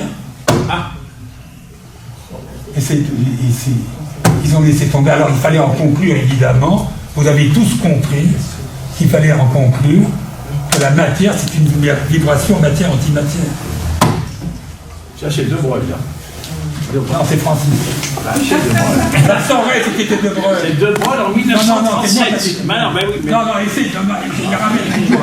Ok, disons que c'est Francis De Broglie. C'est De Broglie en Non, 1937. mais c'est pas fini, c'est pas fini. Donc, l'univers s'est détruit et reconstruit en permanence à très haute fréquence, et la fréquence, c'est 10 puissance 104 Hz. C'est donné par le D qui est là. Donc, ça fait des fréquences énormes, et donc, autrement dit, le Big Bang est restitué comme étant permanent. Le Big Bang est permanent, vous êtes désintégré en permanence et réintégré à toute vitesse. Donc, bravo la question. Le Big Bang est quand même... Il y a thèse, elle a raison, il y a thèse, antithèse et synthèse. Le Big Bang a quelque chose de vrai. Et il se trouve qu'on a une preuve indirecte, c'est que dans la cosmologie officielle, ils se sont trompés sur le rayon de l'univers, ils ne se sont pas trompés sur l'âge. C'est-à-dire ils donnent un faux âge qui est 13,8 milliards d'années. Et alors? Ça fait 10 fois. Ça fait 10 fois. On était à 10 moins 10. La guillotine. Et alors, ça veut dire qu'il y a encore une autre coïncidence. Il n'y a pas que... Là, on a vu, on avait prévu dans ce calcul 3 minutes, on avait prévu un résultat d'un siècle de mesure, qu'ils ont du mal à finir. Et en plus, le chiffre de 13,8 est bon. C'est-à-dire qu'il y a quelque chose de vrai dans la théorie officielle. Et là, c'est comment on prévient Ion. Ion. Qu'est-ce que c'est que ça? Comme les électrons. Les particules. Ion. Ion. Ion. Oui. Elle était prédestinée, toi t'étais prédestiné à la vraie physique. C'est Ion. Voilà. Bon, voilà, donc non, c'est une très bonne question. J'y pensais pas. On rétablit le Big Bang en tant que Big Bang permanent. Mais c'est pas ça. Attends, j'ai pas fini. Alors maintenant, attention. C'est que du coup, ça explique la matière noire. Parce que l'énergie noire, ça a été rejeté parce que le plus simple, parce qu'il faut toujours revenir au plus simple. Quand vous dites des galaxies qui étaient noires, le plus simple, c'est de dire elles sont repoussées par une force. Donc il y a une force qui a été introduite, c'est pas moi qui l'ai introduite. Elles sont attirées par la matière noire. Je parle de l'énergie, soi-disant énergie noire. L'énergie noire, c'est un épicé qu'ils ont rajouté, parce que, à force d'ajouter des épicés, ils sont arrivés à un moment donné, vous n'arrivez pas à comprendre pourquoi il y avait une accélération. Ça, c'est la fameuse constante cosmologique d'Einstein. Mais non, oui, on s'en fout. Ah, bah si, il l'a introduite, puis il a réfuté, puis il a dit qu'il fallait le rétablir. Il n'a rien compris. Bon, bref. Non, il était là, on ne va pas parler sur Einstein, sinon je vais le décrire. Il a fait sortir Einstein, je dis au début que c'était un Alors, donc. Il a fait sortir Einstein de son paradigme. Bah oui, non, au contraire, il n'écoute pas. Bon, bref. Alors, les galaxies s'accélèrent, c'est normal. Parce que quelle est la forme la plus simple d'une force? C'est pas moi qui parle, c'est Newton. Newton, quand il a fait sa théorie, il a dit oh zut, il y a quelque chose qui ne va pas. Si tout doit s'attirer, normalement, l'univers devrait s'effondrer en une boule. C'est un point. En un point.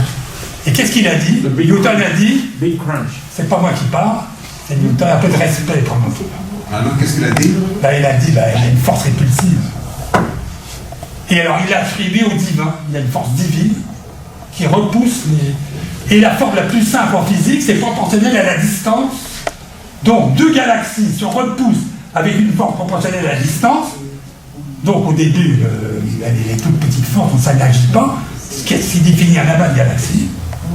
Et au-delà d'un million d'années-lumière, cette force répulsive dépasse la gravitation normale et les galaxies ont un mouvement exponentiel, la loi la plus simple, qui dépend d'un seul paramètre, c'est R sur C. Tu es sûr que c'est Newton qui a dit ça? Les preuves, là, si, t'es cité là-dedans. Il y a toutes les citations. C'est pas Newton, tu Si, il y a des citations, il faut te recycler. Alors non, donc l'énergie noire, c'était un épicé que j'ai fait sauter. On en parle. Absolument. Alors maintenant, attention à la matière noire. Est-ce qu'elle existe? Oui, elle existe. Il y a des gens qui doutent. Pourquoi les gens doutent? Parce que ça fait 40 ans qu'ils cherchent dans les labos. Alors il y a des labos qui sont dans les cavernes, là, sur les Alpes. Alors ils ont amassé des masses énormes de matériaux, ils ne voient rien. Et le CERN, ils ont trouvé le boson de Higgs, mais aucune trace de matière noire. Ça commence à devenir gênant. Où se cache-t-elle? Ben voilà. Donc est-ce que vous avez tous compris? Non, parce que vous n'êtes pas un physicien. Un physicien, il sait que le produit d'un sinus par un cosinus, qu'est-ce que ça fait? Deux vibrations. Si vous poussez une balançoire à contre-temps, qu'est-ce qui se passe? Elle s'arrête. Donc, produit du sinus par le cosinus, ça fait 0 en moyenne. Donc, il suffit de supposer, le plus simple toujours, le plus simple il marche, il suffit de supposer que la matière noire, c'est une vibration en quadrature avec la matière ordinaire. Et quand on fait le calcul, parce que je vous signale que quand vous développez la formule 3 minutes sous forme quantique, vous tombez sur un terme au carré, il suffit de voir qu'il y a un petit i. Quand vous avez i, ça veut dire c'est en quadrature en mathématiques. Et on démontre qu'on obtient à ce moment-là une énergie, il y a la masse noire et la masse blanche, on obtient la masse blanche simplement en prenant le 0,3 carré divisé par 2, ça fait 0,045. C'est ce qu'ils ont observé. Donc autrement dit, cette hypothèse toute bête de dire que la matière noire c'est une matière en quadrature de phase avec l'eau, on ne peut pas interagir, donc c'est plus la peine de faire. Les gens ils peuvent retourner dans leur il faut qu'ils arrêtent de chercher l'introuvable. Ça, c'est pas de moi, c'est Francis Sanchez. Alors, juste une autre question. Finalement, nous, on est fait de quoi? De matière ou d'antimatière? Les deux. Je réponds. Non, mais attends, il y a une question importante. Il faut savoir, j'ai publié ça dans des articles depuis avant la naissance de Francis Sanchez. Attends, que la masse, d'où elle vient la masse? Elle vient. La masse vient de la vibration matière-antimatière. Le spin aussi. La masse, le spin, la vibration antimatière, matière sont liés. Nous sommes faits de matière-antimatière parce que sans vibration matière-antimatière, on n'aurait pas de masse. Hein, voilà. Donc ça, nous sommes faits... Et c'est vrai qu'il y a une vibration matière-antimatière au niveau de toutes les particules. Mais qu'il y ait une vibration cohérente de tout l'univers, ça me paraît quand même douteux. Parce que ce que dit Francis Sanchez, c'est pas exactement ce que dit De Broglie. Ce que dit De Broglie, c'est que chaque particule, subit une vibration antimatière. Moi, je rajoute que la masse, c'est le spin vient de là. Par contre, ce que dit Francis, c'est que c'est tout l'univers qui, en phase, en bloc, a une vibration matière-antimatière. Et ça paraît aléatoire quand même. Non, parce qu'il y a la vitesse grand C, t'as oublié. Grand C, c'est 10 puissance 60 fois la vitesse. Ça va très vite. Moi, j'ai trouvé 10 puissance 36. Oui, mais il y a une vitesse intermédiaire. Je suis d'accord. Il y a une vitesse intermédiaire, mais la vitesse tactonique globale, elle est là. Non, 10 puissance 36. Et donc, l'univers va. Il varie. Ah oui, ce que vous n'avez pas compris, j'ai peut-être mal expliqué, c'est que là, quand vous développez ça, il se trouve que si vous multipliez la masse de l'univers par la masse de l'électron, par la masse du proton et par la masse du neutron, vous obtenez quoi? Tu te rappelles l'histoire? C'est quoi qu'on obtient là? Voilà. Donc ça c'est une relation extraordinaire que même qu'il a copiée. Oui, mais qui a pu la copier? Je l'ai pas copié, je t'ai cité. Oui, mais il m'a mal cité. Ouais, alors non, mais la preuve qu'il n'a rien compris, il n'a pas compris que donc l'univers est comme une particule. L'univers est une particule, non? C'est Démocrite qui a dit ça. Démocrite. Absolument. Elle est grecque. Bien sûr. Tu peux raconter. J'ai la référence. Bon, faut que je raconte dans mon bouquin. Bon. Il a copié les mots. Alors, si l'univers est une particule, c'est un fermion ou c'est un boson? Très bonne question. Ou un tachyon. Peut-être. Alors attendez, parce que. Non, attendez. Peut-être un graviton. Non, ben oui, justement, attendez. Ça, j'ai trouvé ça en 3 minutes, mais il m'a fallu quand même 6 mois pour trouver le reste. Qu'est-ce que j'ai fait? J'ai toujours dit à mes étudiants, quand vous avez toute une masse de. N'oubliez pas que je me suis concentré dès le début sur la série des masses qu'on avait en particulier élémentaire. Donc, j'ai dit toujours à mes étudiants, quand vous avez une masse de données, ben mettez-la sur un graphique. Alors j'ai voulu le mettre sur un graphique à échelle log. Ça ne marche pas. C'est trop vaste. Ça n'arrive pas au 1080. Donc j'ai pris log. Le log du log. Et qu'est-ce que j'ai trouvé? Alors tenez-vous bien. J'ai travaillé ce que j'appelle l'axe topologique. Alors parce qu'il faut que vous rappelle qu'ils avaient repéré dès le début du siècle, c'est Hermann Weyl avait travaillé à Matheux, il avait travaillé là-dessus, ils avaient repéré des relations entre les forces, le rapport de force dans un atome d'hydrogène, le rapport de force électrique gravitationnelle, c'est 10 puissance 40. Et le rapport le nombre de particules, c'est 10 puissance 80. Ils avaient vu qu'il y avait un carré. Ils l'ont vu très vite. Mais alors, ça voulait dire que c'était lié aux constantes. Mais ce qui s'est passé, c'est qu'il y a Dirac qui a voulu faire le malin. Dirac qui a dit, comme à cause du Big Bang, puisque ça varie, donc les constantes varient, il a fait varier les G. Dirac, le grand Dirac. Il a eu les Nobel quand même. Oui, mais Dirac, il a foiré la vie. Il était en clair. Non, parce que pourquoi? Parce que Poincaré a dit. Paul Adrien Maurice Dirac. Ouais, mais si vous faites varier les constantes, vous allez à la pêche. Paul Adrien Maurice Dirac. Mais c'est la fin de la physique. Non? Si vous faites varier les constantes, vous pouvez plus faire de physique parce que vous pouvez rentrer dans le passé. Ce sont des huguenots qui sont allés en Suisse après la révocation des villes. Ah oh, il y a un Angleterre. Pourtant, tu me sens. Oui, bien sûr. J'ai une question à te poser. Attends, t'essaies de suivre Marwani là? Et toi, t'as rien compris non plus. Alors bon, qu'est-ce que j'ai fait? N'oubliez pas que je suis holographiste. Alors j'ai essayé d'expliquer par holographie les diverses corrélations qui avaient été vues par Eddington et Dirac. Et donc, j'ai multiplié cette relation holographique là, je l'ai multipliée par 8. Je l'ai appliquée 8 fois. Et qu'est-ce que j'ai trouvé? J'ai trouvé qu'il y a des entiers qui se mettent ici. J'ai tracé tout en fonction d'entiers, ça c'est en log-log. Log-log des rapports de Y, des rapports importants.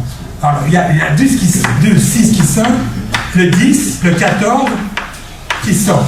Et après ça continue. C'est quoi ces nombres-là? Toi, t'as bien fait de venir. T'as vu le niveau.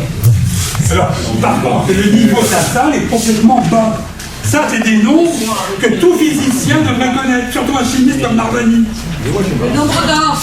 Non, 2, 6, 10, 14, c'est quoi? Ça, c'est la floraison 4. Non, mais c'est les orbites de Mendeleïev. Ah oui. Non, c'est le nombre spectroscopique de la table de Mendeleïev. Voilà, c'est ce que je veux dire. Enfin, vous savez bien qu'il y a 14 antanides. D'accord, mais j'ai une question, une dernière question. Bon, attends, je continue. J'ai pas fini. 18, 22, 26, 30. Et ça s'arrête là. Et alors, attendez, le rayon de l'univers, pas plus, non, 120. D'accord.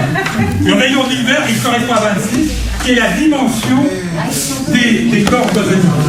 C'est une théorie qui a été oubliée parce il y avait des tacons, à cause des tacons, il avait enlevé, il fallait la garder. Le 20, autrement dit, l'univers a 26 dimensions, et le cosmos est derrière, il a 30 dimensions. Donc là, on voit que l'univers... Donc, attention, je réponds à la question. Quand on regarde exactement ça correspond à quoi? On constate qu'il y a les bosons de jauge, et là, il y a les gluons, qui ont donc une masse. Les gluons ont donc une masse dans ce schéma-là. Il y a les autres qui apparaissent. Et l'univers, je réponds à la question, c'est le boson de jauge du cosmos. Du quoi, du cosmos. C'est qui est là? Boson de jauge. Bosons de jauge. Dans leur théorie, ils ont des bosons de jauge, donc le gluon en particulier qui est nucléaire, et ils attribuent une masse nulle. Et je démontre qu'il y a une masse au gluon, et je donne l'ordre de grandeur. Bon, ça ne s'invente pas, ça m'a pris 6 mois. Donc le cosmos, c'est le boson gluant du cosmos. Non, l'univers est un boson de jauge, c'est une particule, et c'est le boson de jauge du cosmos. D'accord. Voilà, tout ça va être confirmé parce que ça ne peut pas être du hasard. Parce que figurez-vous que cette série-là, c'est la série particulière de la théorie des cordes. C'est une extension du tableau périodique, mais c'est aussi. Donc, autrement, la théorie des cordes, on avait cru qu'elle ne tenait aucun rapport avec la physique, s'inscrit directement là-dedans. Donc, il est réhabilité. Elle est réhabilitée. La théorie des cordes aussi. Ah oui, parce que j'ai beaucoup de gens qui ont abandonné, dont Alain Cohn. J'étais voir Alain Cohn, un grand batteur. Il m'a dit c'est de la connerie, tout ça. Et je lui ai montré l'axe, et il n'y a pas de truc. Alain Cohn, pourtant c'est pas un indécis normalement. Si, il y a quelque chose de plus extraordinaire encore. Tu as raison là. Mais j'ai montré dans l'un de mes articles que tu retrouves ces nombres. 2, 6, 10, 14, etc. dans la distribution des acides aminés du virus, la mosaïque du tabac. C'est-à-dire que même au niveau de la biologie, on retrouve ces nombres. Ce sont vraiment des nombres magiques. Est-ce qu'il y a d'autres questions? Bon, moi j'ai quand même une question qui me taraude depuis le début, vraiment. Personnellement, pour faire de la cosmologie depuis que je suis gamine, j'ai fait des maths à fond, des mathématiques fondamentales. Bon, pour répondre à des questions impossibles. J'ai trouvé mes propres réponses, mais toi, je veux dire, tu es vraiment un lasériste, tu viens du concret. Comment est-ce que tu t'es retrouvé en cosmologie, quoi? C'est ça qui m'interpelle. Quand j'ai eu mon année sabbatique, avant, j'ai voulu utiliser tous les datas. Mais en cosmologie, il n'y a pratiquement pas de data. Tu as un rayon et tu as une température. Ah oui, j'ai oublié de dire que quand vous écrivez ça sur notre forme holographique, et que vous passez à 3D, vous trouvez la température de l'univers. Et c'est une formule sans le C aussi. Là, je suis désolé. Là, on va coucher. Vous allez tous vous recoucher. Donc, autrement dit, l'holographie s'impose à ce niveau-là. Alors, donc, c'est pour ça que je réponds à la question. Je n'ai pas pris la cosmologie, il n'y a pas assez de data. Vous avez une température et un rayon. C'est tout. Donc, j'ai d'abord considéré les particules. Heureusement, j'ai considéré les particules parce que du coup, ça m'a permis de faire justement cette réhabilitation. Et quand je suis arrivé à la salle de travail en septembre 1997, j'ai dit, je vais reprendre qu'un peu de temps libre, parce qu'ils m'ont débarrassé des étudiants, ils sont chiants des fois. Donc j'ai dit, j'ai un peu de temps libre, je reprends tout à la base, tant pis, il n'y a qu'une seule, mais je vais calculer quand même, j'enlève le C, je trouve ça, je dis voilà, ils ont fait la bourde. Ça c'est la bourde, alors c'est la grosse bourde non pas du siècle, du millénaire. C'est même la bourde de l'humanité entière. Ah oui. Quand on va décrire l'humanité, je suis désolé, les philosophes vont dire bah, c'est cette espèce d'engeance qui n'avait pas fait le calcul pratique. Et la frontière pour les nouvelles mathématiques. Ah oui, alors je suggère peut-être qu'on continue cette discussion au café du pont. Autour d'un pot, ah oui, d'accord. Voilà. On va au café du pont. Je t'invite, voilà. Alors.